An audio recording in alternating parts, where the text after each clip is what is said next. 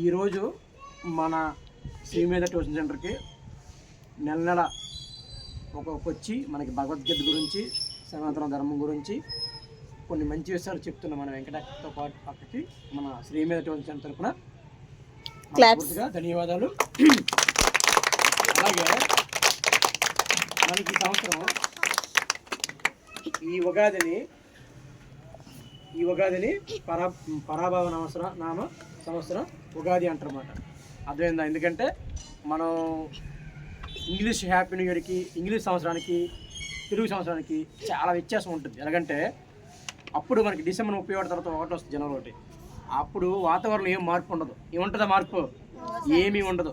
ఆ రోజు పిల్లల ముందు కొంతమంది ముగ్గులు వేసుకుంటారు, కొంతమంది తాగేసి రోడ్ల మీద తిరుగుతుంటారు, కొంతమంది ఆ రోజల్లా టైం వృధా చేస్తారు. అదే వాతావరణంలో మార్పు ఉండదు, కానీ డేట్ మార్పు ఉంటుంది. అక్కడ ఇక్కడ మన ఉగాదికి వచ్చేకల్లా మన తెలుగింటి కొత్త సంవత్సరం ఈ ఉగాది. చూడండి, ఈ ఉగాది వాతావరణంలో మార్పు ఉంటుంది, అంతేనా?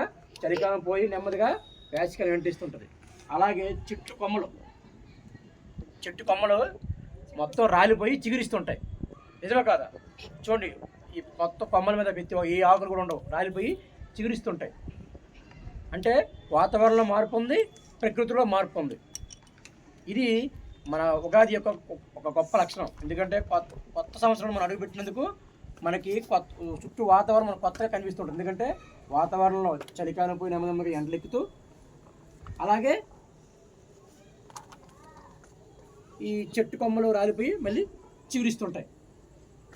ఇది మన తెలుగింటి ఉగాది. మనం అందరూ దీన్ని జరుపుకోవాలి. ఈరోజు భగవద్గీత గురించి 2 మాటలు చెప్పవలసిందిగా అక్కడ కోరుచున్నాను. చెప్పండి.